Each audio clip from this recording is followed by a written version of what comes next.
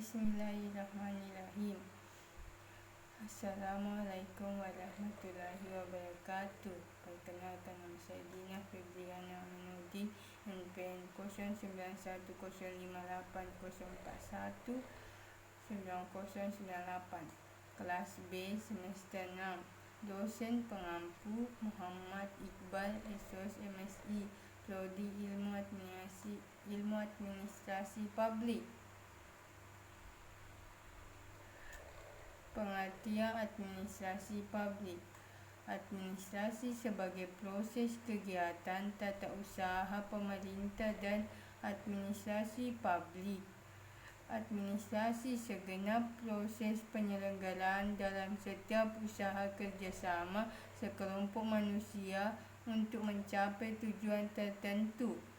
Administrasi publik memusatkan perhatiannya pada kerjasama yang dilakukan dalam lembaga-lembaga pemerintah. Ilmu administrasi publik adalah ilmu yang mempelajari kegiatan kerjasama dalam institusi atau organisasi yang bersifat publik. Pengertian dasar administrasi publik.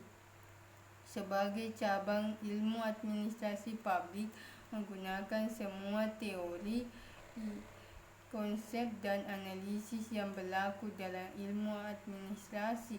Pada saat yang sama, administrasi publik juga memanfaatkan teori dan konsep yang berlaku dalam beberapa cabang dari ilmu sosial seperti ilmu politik, ekonomi, psikologi, antropologi, budaya dan sosiologi. Pendekatan administrasi publik menurut Maurice Spear. 1. Pendekatan matematik. 2. Pendekatan sumber daya manusia. 3. Pendekatan sumber daya umum. Pendekatan administrasi publik menurut Prestus. 1. Pendekatan institusional. 2. Pendekatan struktural. 3. Pendekatan perilaku. 4. Pendekatan pasca perilaku. Pendekatan administrasi publik menurut Thomas J. Duffy. 1. Pendekatan manajerial. 2. Pendekatan psikologis. 3. Pendekatan politis dan pendekatan sosiologis. Pendekatan administrasi publik menurut Cherry Salma. 1. Pendekatan proses administrasi. 2. Pendekatan empiris. 3. Pendekatan perilaku manusia. 4. Pendekatan sistem sosial. 5. Pendekatan matematik dan pendekatan pembuatan keputusan. Pendekatan administrasi publik menurut Gordon. 1. Pendekatan tradisional. 2. Pendekatan perilaku. 3. Pendekatan pembuatan keputusan. 4. Pembuatan ekologis. Studi administrasi publik yang menekan aspek tradisional dipengaruhi oleh 3 hal, yakni ilmu politik, pandangan rasional mengenai administrasi dan 3. Gerakan manajemen ilmiah. 7. Kekhususan administrasi publik menurut Chayden 1982. 1. Kehadirannya tidak bisa dihindari. 2. Mengharapkan kepatuhan. 3. Mempunyai prioritas.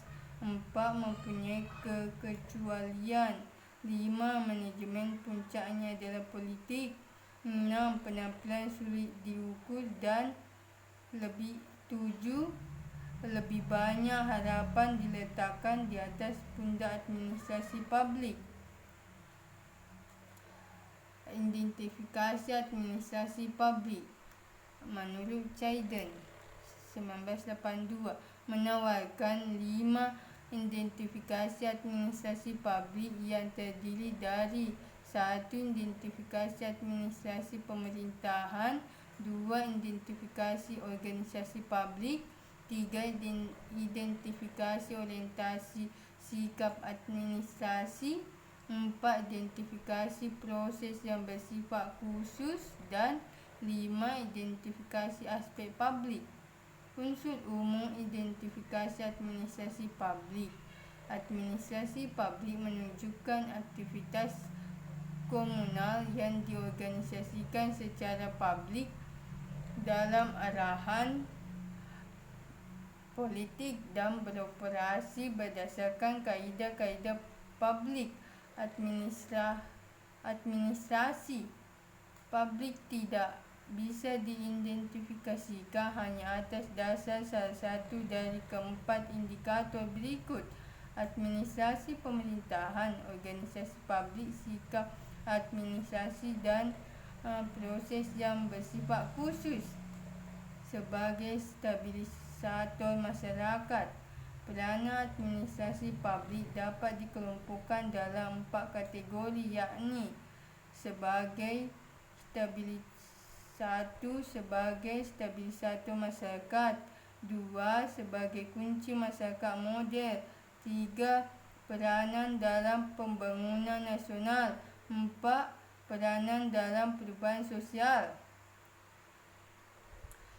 Krisis identitas administrasi publik. Krisis identitas administrasi publik berkisar pada persoalan bagaimana administrasi publik memandang dirinya sendiri dalam waktu-waktu silam atau Nicholas Henry. Secara rinci, krisis identitas dimaksud menunjukkan bahawa 1. Krisis identitas yang dihadapi administrasi publik bersumber dari tiadanya kesepakatan tentang administrasi publik sebagai ilmu ataukah bukan. 2.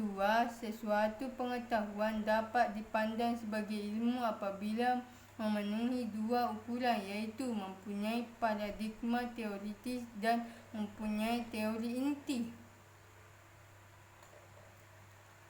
Itulah tadi penjelasan dari saya.